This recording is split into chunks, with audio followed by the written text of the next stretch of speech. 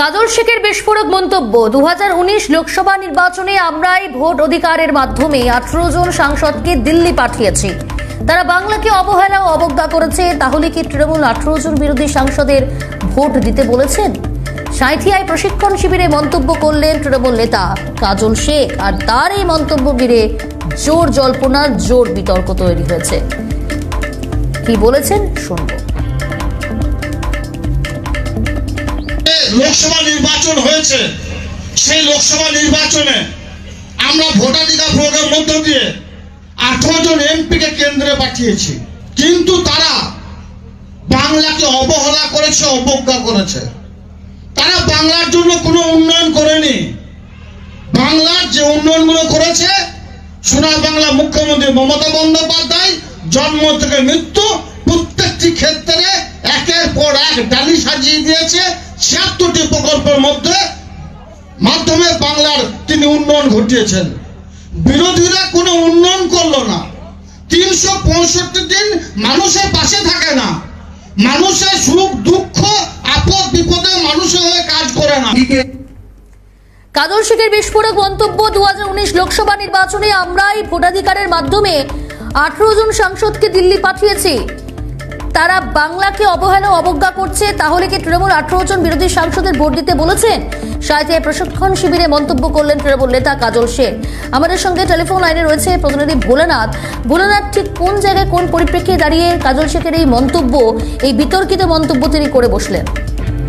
দেখো, আজকে সাঁইথিয়া বুথ ভিত্তিক রাজনৈতিক প্রশিক্ষণ শিবির ছিল। সেই প্রশিক্ষণ শিবিরেই কিন্তু সাংসদ শতাব্দী রায়, বিধায়ক বিকাশ রায় চৌধুরী, বিধায়ক অভিজিৎ সিংহ এবং কাজল শেখ কিন্তু সেই মঞ্চে উপস্থিত ছিল এবং সেখানে কর্মীদের সামনেই তিনি বক্তব্য রাখতে গিয়ে যেটা বলেছেন যে বিভিন্ন পঞ্চায়েত নির্বাচনে জিতেছেন এবং কয়েকটা জায়গা তারা হেরেছেন এবং তার পর্যালোচনা করতে হবে। এর পাশাপাশি তিনি যেটা বলেছেন যে এর আগেও লোকসভা নির্বাচনে আমরাই ভোটাধিকার দিয়ে 18 জন সাংসদকে দিল্লি পাঠিয়েছি, কিন্তু তারা বাংলার প্রতি বঞ্চনা করেছে। কিন্তু এখানে প্রশ্ন যে 18 জন সাংসদ তো বিজেপির সাংসদ, তাহলে 18 জন সাংসদকে তারা কি করে ভোটটা দিল?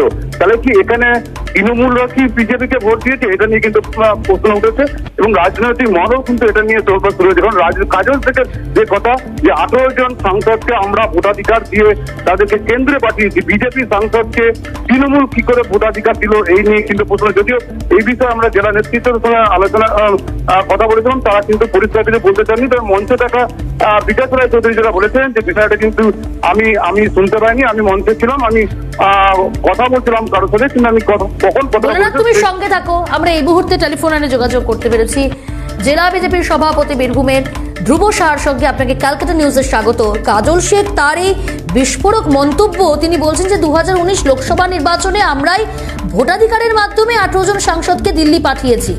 তাহলে কি তৃণমূল 18 জন বিরোধী সাংসদদের ভোট দিতে বলেছেন? কি মনে হয় আপনার?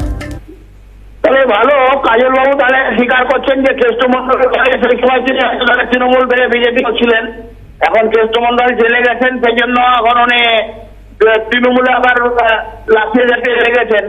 কিন্তু কাজল বাবুকে বলবো যে আপনাদের ভোট ছাড়াই তৃণমূল কংগ্রেসের বিরুদ্ধে লড়াই করেই 18খানা সিট জিতেছিল এবং একটা সিটে 1100 ভোটে, একটা সিটে 7000 ভোটে, একটা সিটে মাত্র 13,000 ভোটে পরাজিত হয়েছে তৃণমূলের কাছে ভারতীয় জনতা পার্টি বিগত 2019 সালের লোকসভা নির্বাচনে।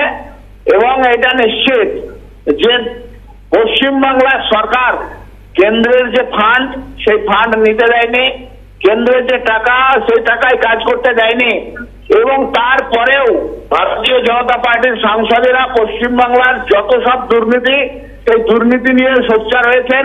কিন্তু অত্যন্ত দুর্ভাগ্যের বিষয়, লক্ষ লক্ষ কোটি টাকা ভারতবর্ষের বিভিন্ন প্রান্তে দেশের যশস্বী প্রধানমন্ত্রী নরেন্দ্র মোদীর নেতৃত্বে যে সরকার চলছে, সেই সরকারের সম্মাননীয় সড়ক ও পরিবহন মন্ত্রী নীতিন গডকরি টাকা খরচ করেছেন, কিন্তু এই রাজ্যের সরকার কোন রকম ছাড়পত্র দেয়নি, রাস্তা তৈরি করার জায়গা দেয়নি, রাস্তা নির্মাণের জন্য। কিন্তু সেখানে দাঁড়িয়ে তো কাজল শেখ মন্তব্য করছেন যে 18 জন সাংসদকে দিল্লি পাঠানো হয়েছে তারা বাংলাকে অবহেলা অবজ্ঞা করছে, অর্থাৎ বিজেপি সাংসদের কথাই বলা হচ্ছে। ভয় পাচ্ছেন যে আগামী নির্বাচন সেই নির্বাচনে ভারতীয় জনতা পার্টি নিশ্চিতভাবে 35-এর বেশি সিটে জয়লাভ হবে।